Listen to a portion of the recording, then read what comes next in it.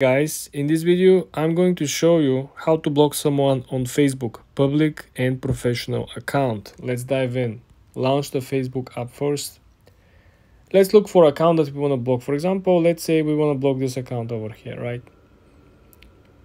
All we gotta do is to click on the three dots over here next to the message sent, right? And you can click the second option, block account.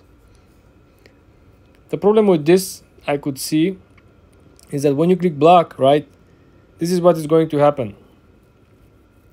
When you block this account, the account will no longer be able to see your posts, to tag you on pages, to invite you, to like their page, follow their page, to invite you to events, message you on the page.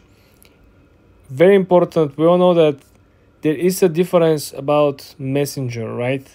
So you're gonna go on Messenger and you're gonna try to message the person, but the person might actually use a different messenger. What I'm even saying, you can connect two messengers to one Facebook account. So if you block this Facebook account over here, you're going to block automatically their linked messenger account, one of which they could interact with you.